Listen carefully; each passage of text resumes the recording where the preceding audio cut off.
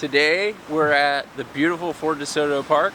I'm going to be giving you a tour of the park, plus giving you some wildlife options for photography. There is ospreys, pelicans, egrets. You can also do landscape photography here. There's a beautiful sunrise photo of the skyway you can take from here. If you come all the way to the East Beach or the Northeast Pier, you can see the skyway really well and the sun comes up behind it. I have several photos from there that are beautiful. I'm really going to try to get an osprey hunting today. If you get on the campground side, and yes, there is a campground here, but it books out really far, probably like 3-4 months in advance. So if you want to come camping here, you need to make sure you have a reservation ahead of time. You can't just show up and try to get a spot. Egmont Key is out there. You cannot get to Egmont Key by walking there. You can take the ferry to go over there, and there is a cool fort out there if you want to go check that out. It's very neat. There is some fort type relics here and a museum, but there is a lot of hurricane damage, so keep that in mind. Some of the boardwalks and trails are closed at this point. The gift shop and the pier is open, so you can use that if you want. They do offer kayaking and paddle boarding. I really want to get an osprey that's hunting, the classic osprey, wings out with the fish dangling underneath it. That's the photo that I'm looking for. Just a side note, I did sell my car and purchase a 600 Prime. It has a lower aperture number of f4, so if you see my aperture at f4, that's why. I'm hoping that being I can have a lower aperture, I can keep the shutter speed up and get sharper wildlife photos. That's my goal behind it anyway. So I'll kind of be the test dummy for you and see if it's worth spending the money for a more expensive lens. So far I think it was a good investment, but time will tell, I guess, and the photos will speak for themselves. First tip, it's very windy today. As you can see, I'm behind the trees, and that was done on purpose because the wind is coming from this way. It moves the camera around. You can't really keep it steady, even with the tripod, especially this big lens. Just keep in mind, if it's windy, try to stay out of the wind as much as you can. This will give you sharper photos. I'm here at the North Beach. I just wanted to show you right up here, behind me is an active osprey nest. There's a female sitting in it, and the male is flying around gathering nesting materials. He's not actively hunting right now, but I think if I wait, I'll be able to see him fly to wherever he's hunting, and that's what I'm really looking for. You typically want to shoot with the sun at your back so that the bird has the light in its face. This will give you a better quality photo. It won't have a shadow on his eyes. You'll be able to see them better.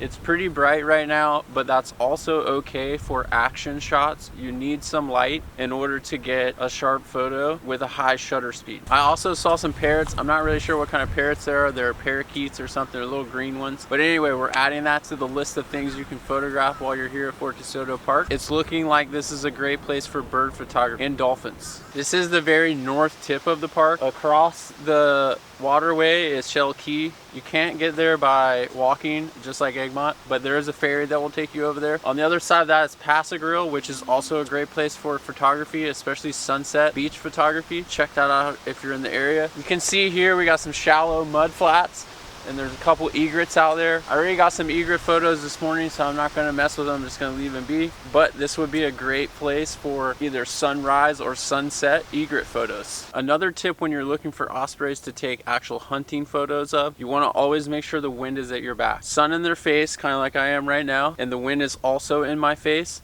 So if I turn around and I shoot this way, that means the sun is going to be in the bird's face. They always face into the wind when they're hunting because they stop, they flap their wings, and then they dive. If you position yourself in the correct spot, this will help you get a better photo, especially of them hunting. Another thing you should keep in mind here at Fort DeSoto, on this side of Florida, we have tides, what's called tides. The water comes in and out. If you don't know what they are, you should maybe look them up. The reason why I'm mentioning this is because if the water goes out, typically the mullet will go out further, which means the osprey will be further away. So just something to keep in mind to help you with your photography and getting in the right position. Typically you don't want a high tide because the mullet go up under the mangroves. You want it somewhere in the middle, and then that will put the mullet close to the shore, and it'll put the osprey close to the shore so you can get a better photo of them. I want to show you guys the campground while I'm here. They do have waterfront spots that you can camp right on the waterfront, which is an amazing place to do sunset photography or early morning photography because you don't have to drive anywhere. That's really important sometimes when you're trying to get photos, is being in the right place, you know, when you wake up.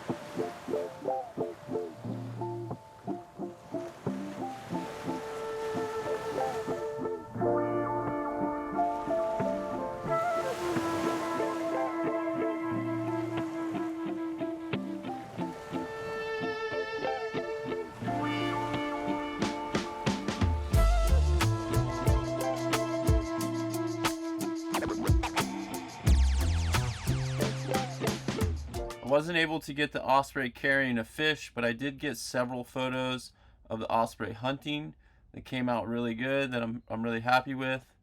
But this is the one I'm going to edit for you guys. I wanted to show you a couple things with this one. The first thing I'm going to do is crop it down, and then we're going to straighten it up a little bit. I wish he was looking at me, but I still think it's a cool photo with his wings spread out like this. I'm not going to do much to the whole photo. The only thing I'm going to do is add a little bit of vibrance, just because we don't have that as an option under the masking tool. And then we're going to add some noise reduction. I'm going to put that at 30. The next thing we're going to do is use the masking tool. We're going to select the subject. As you can see, it highlighted the whole bird, which is what we want. We're going to take some of this shadow off his wings to brighten him up a little bit so you can see him better. We're going to take some of the highlight off his head because I feel like it's a little too bright. And then we're going to add some clarity. As you can see, the clarity really makes the definition and the feathers come up nicely. So I think it looks great with some clarity. The next thing I'm going to show you that I want to do is highlight this area where there's a highlight on the back of his feathers. So we're going to make that a little more prominent and add a little bit of warmth to it to make it appear like the sun is coming from this way, which it is. The next thing we're going to do is use the linear gradient, and we're going to add one right here from this side like this. We're going to increase the exposure just a little bit. We're going to put that at 36, and we're going to increase the highlights to 48. This is going to give it the effect that the sun is coming from this way, which is the look I'm trying to achieve. The next thing we're going to do is we're going to add one from this side, and then we're going to decrease the exposure on this, and then we're going to increase the shadows to like 50 to bring back the light on this part of the wing. There's no shadow here, so you won't get any color change there. And that's all I'm going to do to it. I think it looks really cool. I wish he would have been looking straight at me, but I wasn't able to get a good angle on them because they were hunting a little bit off the shore. And I also wasn't able to get one carrying a fish because the trees were in the way and I couldn't get a clear shot. It seems like this is maybe nesting season, so they're doing a little bit more nest building than they are hunting. As a whole, Fort DeSoto Park is a great place for osprey photography. I counted like 15 nests while I was driving around here. Definitely high on the list of places that you want to visit for osprey photos. Thanks for watching, guys. If you learned anything about ospreys, drop me a comment, let me know. I'm not really sure where I'm headed next week.